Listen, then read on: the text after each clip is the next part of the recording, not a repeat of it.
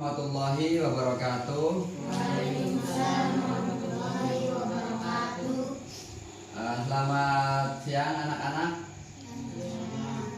Gimana kabar kalian? Sehat?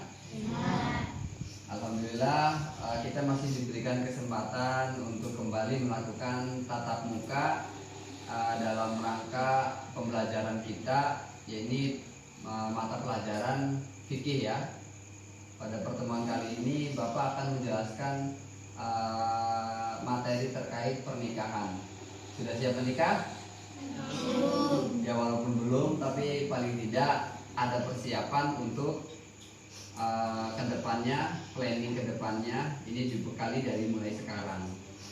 Jadi nanti Bapak akan menjelaskan tentang materi ini nikah, terkait rukun-rukunnya, syarat-syaratnya, kemudian apa-apa saja yang berkaitan dengan nikah, tapi juga menyesuaikan dengan waktu pertemuan kita pada siang hari ini. Baik, bisa dimulai teman-teman? Terlebih dahulu Bapak akan mengabsen kepada setiap siswa yang hadir di sini, di kelas ini ya. Faiz Firmansyah, Salma Al-Farisi, Nela, Fatma, Ulfa, Fadli, Egi, ada semua ya. Adi ada dua ya, Adi gede, Adi cilik. Ada semua ya. Ain, Farah, sudah semua. Ada yang belum terabsensi? Oh, Zahra belum masuk absensi ya. Zahra. Baik teman-teman, alhamdulillah semuanya bisa hadir di pelajaran Bapak kali ini. Baik, sebelum Bapak memulai materi, alangkah lebih baiknya kita buka dulu pembelajaran kita dengan membaca surat Al-Fatihah. Semoga apa yang nanti akan Bapak sampaikan bisa dimengerti dan dipahami oleh teman-teman dan bisa diamalkan untuk kedepannya. Ala hadiniyah wa ala kulli niyatin sholihah. Al-Fatihah.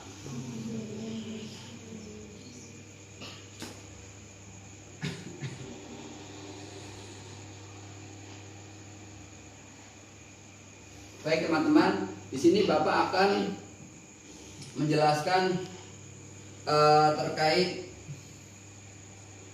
materi pernikahan. Oke teman-teman, yang pertama harus kita bahas adalah hukum daripada pernikahan. Apa sih hukum pernikahan itu? Hukum kita ketahui ada berapa? Ada 5, wajib, sunnah, mubah, makruh, dan haram. Nah, dalam pernikahan ini terdapat 4 hukum. Terdapat 4 hukum, di mana nanti 4 hukum tersebut ini disesuaikan dengan kondisi seseorang tersebut yang mau menikah. 1. Nikah itu bisa kita hukumi sebagai punya hukum sunnah. Nah, ini videonya ya. Punya hukum sunnah. Nah, nikah dihukumi sunnah catatannya apabila seseorang yang hendak menikah dia sudah mampu untuk menikah dan kemudian tidak ada kekhawatiran dirinya untuk melakukan zina, maka hukumnya nikah tersebut bagi orang tersebut itu adalah sunnah. Naik ke level yang lebih ketat, lebih tinggi, yaitu wajib. Ya, jalan videonya. Ya, tapi yang penting jelas kalian tahu ya, hukum yang pertama sunnah. Apabila tadi apa? Apabila seseorang tersebut dia bersiap atau mampu untuk menikah, ada mahar, ada mas kawin ya, kemudian sudah memenuhi persyaratan, lalu kemudian dia tidak khawatir dirinya akan melakukan zina ketika tidak menikah, maka hukumnya sunnah. Naik ke level yang lebih ketat lagi, lebih tinggi lagi, yaitu wajib, di mana hukum wajib itu diperuntukkan kepada seseorang yang mampu untuk menikah dan dia khawatir kalau tidak menikah akan melakukan zina, maka wajib bagi dirinya untuk segera menikah. Paham ya? Itu yang kedua. Kemudian yang ketiga, hukumnya adalah makruh. makro, hukum makro ini diperuntukkan kepada siapapun yang hendak menikah namun dia belum mempunyai kesiapan di dalam finansialnya, di dalam materinya untuk kepada calon istri dan kemudian anaknya nanti ketika dia punya anak belum siap secara ekonomi, maka harus disiapkan dulu secara ekonominya, finansialnya, materinya harus siap supaya nanti ketika dia menikah ada nafkah yang diberikan kepada istrinya, gitu ya. Kemudian dan hukum yang terakhir yaitu yang paling ketat tadi ya, yaitu yang harus diwanti-wanti oleh semuanya, oleh teman-teman baik laki-laki atau perempuan adalah hukum haram. Kapan itu menikah dihukum haram? Yaitu apabila si calon pengantin, terutama bagi laki-laki, dia menikahi dengan niat untuk menyakiti calon istrinya. Ini adalah sesuatu tindakan yang dilarang oleh agama, sehingga hukumnya adalah haram bagi dirinya menikah. Jelas ya? Jadi kalau Bapak simpulkan ada berapa tadi? Ada 4 hukumnya. Bisa sunnah, bisa wajib, bisa makruh, bisa haram, sesuai dengan ketentuan masing-masing. Baik. Selanjutnya adalah tujuan daripada pernikahan. Apa sih tujuan pernikahan itu? Di dalam Al-Quran surat Ar-Rum ayat 21 dijelaskan bahwa tujuan pernikahan ini adalah supaya saling mengasihi. Wa ja'ala bainakum mawaddatan wa rahmah. Jadi saling mengasihi, saling berbelas kasih satu dengan yang lain. Si suami mengasihi istri, istri mengasihi suami, menjalin kasih, menjalin cinta dan lain sebagainya. Itu adalah salah satu tujuan daripada pernikahan. Kemudian yang kedua dijelaskan lagi di dalam surat Ar-Rum ayat 21. Wa min ayatihi an khalaqalakum min anfusikum azwajan litaskunu ilaiha.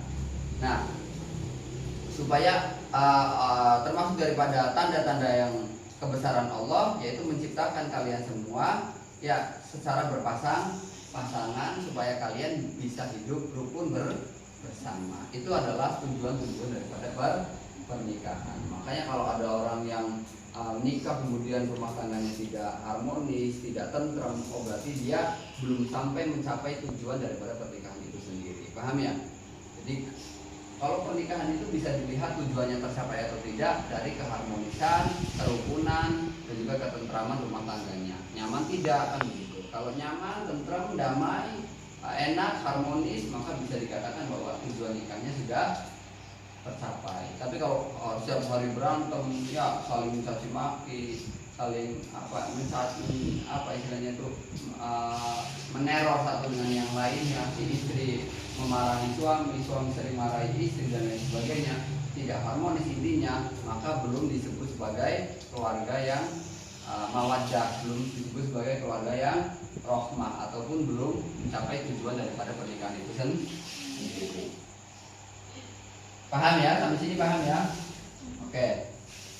Jika paham, kita lanjut ke materi selanjutnya, yaitu rukun nikah. Ada berapa sih rukun nikah itu? Nah, rukun nikah secara global, ini kita berbicara secara global dulu ya. Secara umum ini ada 5. 5 itu apa saja? 1, jelas calon laki-laki harus ada dong. Masa nikah nggak ada calon laki-lakinya? Kemudian yang kedua adalah calon perempuan. Nanti di pembahasan yang lebih dalam lagi, ini nanti akan dijelaskan calon laki-laki itu syaratnya apa saja, calon perempuan juga syaratnya apa saja. Ini nanti disebutkan. Namun pada kesempatan ini Bapak akan menjelaskan secara global dulu, secara umum garis besarnya saja ya. Jadi calon yang syarat yang pertama adalah rukun yang pertama adalah adanya laki-laki. Karena pernikahan pasti harus ada laki-laki ya. Kemudian yang kedua harus adanya calon perempuan. Ada laki-laki nggak ada perempuannya ya nggak bisa disebut nikah. Kemudian yang ketiga adanya wali. Wali itu siapa sih? Wali itu orang yang mempunyai kekuasaan mengatur urusan perempuan. Jadi wali itu adanya di pihak perempuan, tidak berada di pihak laki-laki. Jadi kalau laki-laki seperti kita misalkan seperti bapak ya, ini tidak ada keharusan harus ada walinya. Yang harus ada walinya itu calon istri, itu harus disertai dengan wali. Paham ya? 4. Yang keempat adalah adanya saksi. Nih harus ada dua saksi ya. Kalau satu saksi belum cukup, 2 saksi yang dengan syarat-syaratnya nanti dijelaskan di pertemuan selanjutnya. Nanti akan Bapak jelaskan secara detail, secara lengkap apa syarat wali, apa saja syarat saksi. Cuma sepintas saja, ini harus ada 2 saksi yang sifatnya adil. Kemudian yang terakhir adalah ijab kabul atau ijab qabul. Ijab qabul itu ya harus ada ucapan dari wali atau yang mewakilinya memasrahkan, menikahkan perempuan tersebut dengan si calon laki-laki. Kemudian kabulnya dari pihak laki-laki, dia menerima pernikahan daripada si perempuan tersebut yang melalui ucapan wali ataupun yang mewakili wali. Paham ya? Nah itu mungkin pada kesempatan kali ini Bapak hanya bisa menjelaskan secara garis besarnya saja ya terkait pernikahan. Adapun nanti yang lebih detailnya, lebih jelasnya nanti akan dijelaskan oleh Bapak insya Allah kalau kita masih diberikan kesempatan lagi di pertemuan selanjutnya. Baik, sampai sini apakah ada yang ingin dipertanyakan? Silakan, Nela.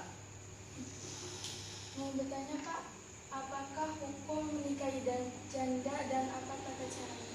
Hukum menikahi seorang janda ya, dan apa tata caranya, bagaimana teknisnya ya. Oke, langsung saja Bapak jawab ya, untuk mempersingkat waktu soalnya.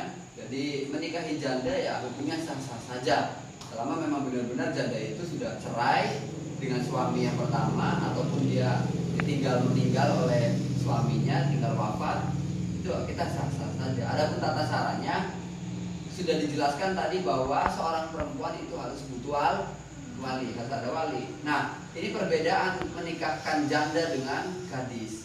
Kalau menikahkan janda, wali tidak boleh memaksa, harus ada izin, harus ada izin dari seorang janda tersebut. Jadi kalau si wali misalkan orang tuanya, bapaknya, dia menikahkan anaknya yang janda, dia harus izin dulu.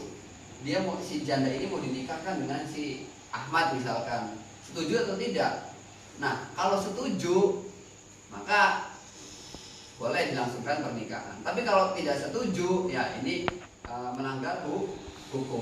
Secara agama melanggar hukum ya. Kalau secara hukum negara jelas itu sudah melanggar sekali karena memang harus ada hak yang dilindungi oleh negara kepada perempuan atau kepada seorang janda tersebut. Dia punya hak yang harus dilindungi, maka tidak boleh dipaksa kalau secara negara. Tapi kalau secara agama juga itu sudah kategori sebagai pelanggaran karena dia memaksa padahal dia statusnya janda. Paham ya?